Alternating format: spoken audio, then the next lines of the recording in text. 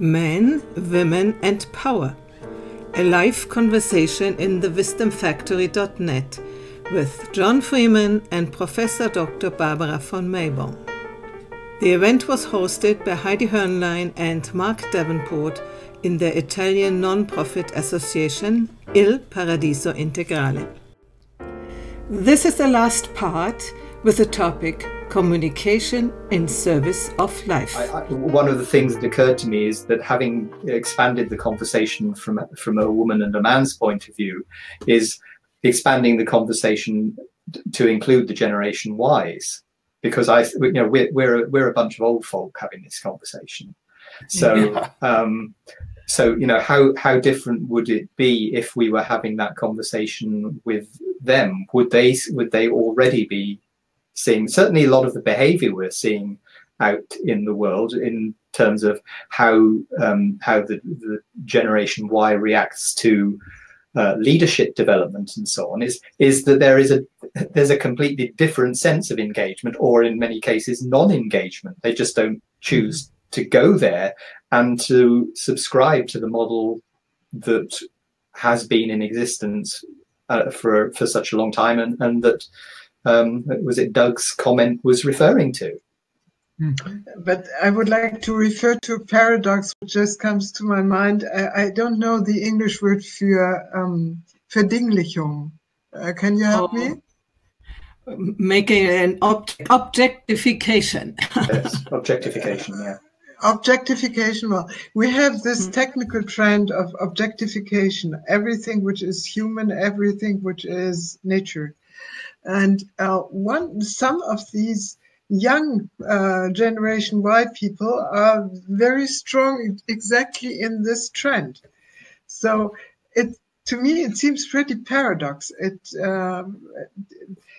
They reclaim to have a different feeling of themselves and of the situation. They reclaim to do something very good for the world, but this trend of transhumanism and objectification, everything which is nature, goes on and goes on. So I don't know what to do with it, but it's very paradox to me. Yeah, it seems to me it's part of the same shift, the kind of shift out of Orange. And I think maybe the fact that they're in the middle of it and that you've got this kind of fulcrum that they're on, which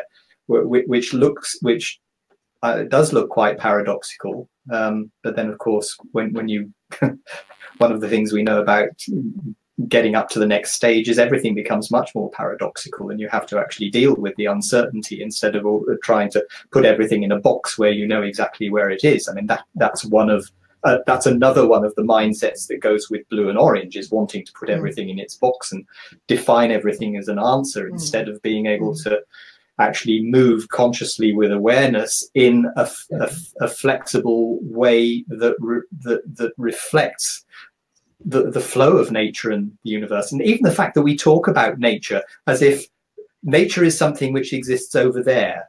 It's not actually, there's humans and there's nature in a lot of the way that we language this, which is so completely wrong and so stupid but somehow that's what we've done.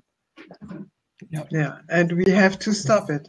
But let's try in the last 10 minutes we have, let's try to somehow pick up what might help or what might lead to a different situation.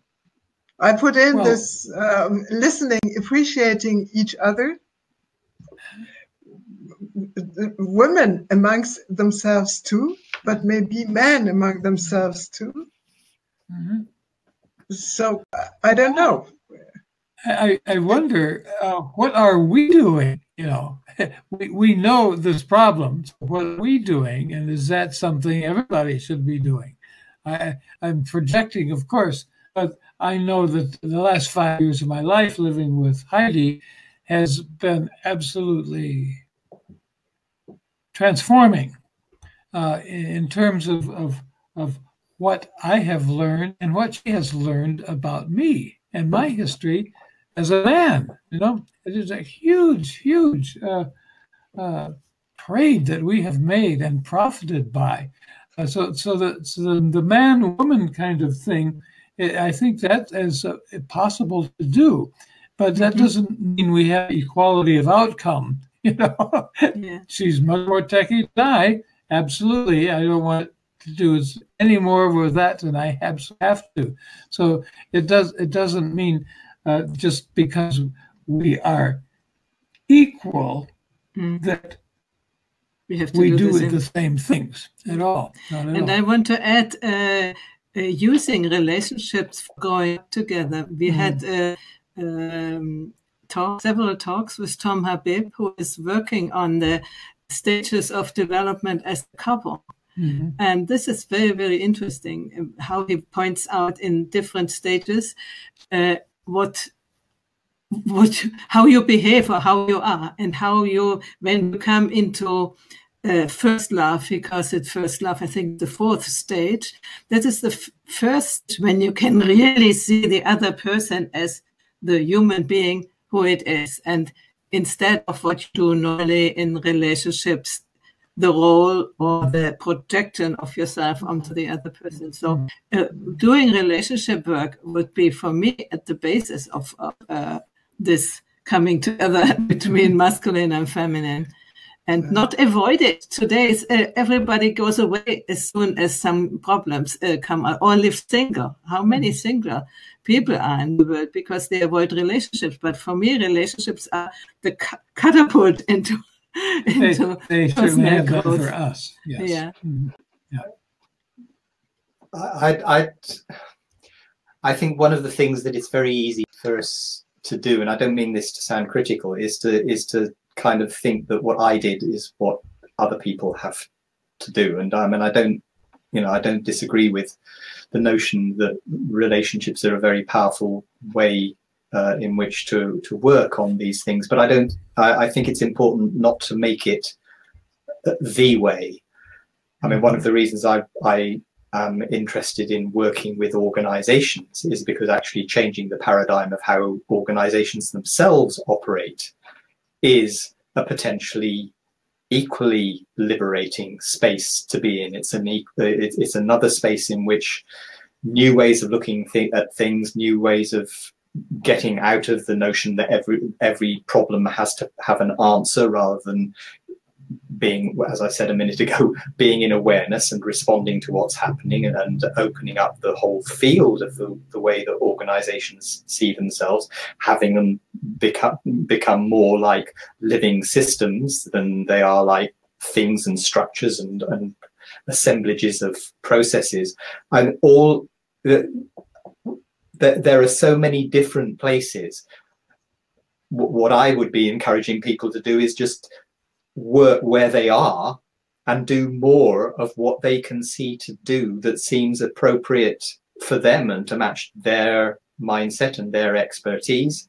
You know, I'd love loads of people to come to come and read the stuff I write and think the way that I do, but actually that's never going to happen. And I shouldn't live in a space where I think that it should happen. I think it's very important that relationship is one agenda where you can learn. Organization, of course, is a wonderful, excellent field of learning. Politics is a very good field of learning too. If we want to come to better situation, people have to talk with each other. I'm a very great fan of a little story of Margarete Petersen. I would like to tell it to you because I think she really puts the finger on the right place. She says, when the primordial mother, the mother goddess, gave birth to the humans, she ordered women and men to enter the time. She told women where to go and men how to find the way. The problem arises if women and men lose their capacity to come to an understanding. Then men are walking in cycles with high efficiencies, but they don't know where to. They are not able to arrive. Right. They know how to manage, but they are not able to arrive. And I think this ability to arrive is somehow connected with the question: how can we serve life? And women have to come back to their inner wisdom and their knowledge of how to serve life. And women have to bring this into their conversation with men. And men have to listen to that and bring in their way of dealing with this task. So I really think this conversation, how can we serve life, has to take place between the genders and between the different principles. Can I say something to that? I have the impression that serving life is not very much on a masculine or male agenda. That's why women have, this is why women have to become aware of their inner wisdom and their inner knowledge and have to put this into the agenda. Women have to speak up to their understanding, to their knowledge. Only then it can, I think the present situation which we have with this dominance of an orange green, of the orange meme, this is a sort of an outcome of the breakdown of the conversation between men and women and their mutual wisdom. By the breakdown of the inner conversation inside women, because they gave it up. And inside men. Qualities. And, inside men. I mean, I would want to say that men are not, they're not less interested in life if they stop and kind of connect with that question. There's a Sting song about nuclear war, which says that it won't happen if the Russians love their children too. And there's you know, there is a fundamental biological urge for life. The problem, it seems to me, is that men have been more discouraged from remaining aware of that connection. But it's not that it's less there than it is in women. Yeah. Sense. And they have been encouraged to this protection type, which you mentioned in the very beginning, to make war. And it has to be taken back from this war energy and more oriented towards a protection energy, which is very different. Yes. Yeah. Okay. Yeah. Wow. This was a rich conversation. I thank you both. We are at the top of the hour, and wow, we had some viewers here and probably also in replay. I thank you who were here in live and the others who will see it later. And please connect with us.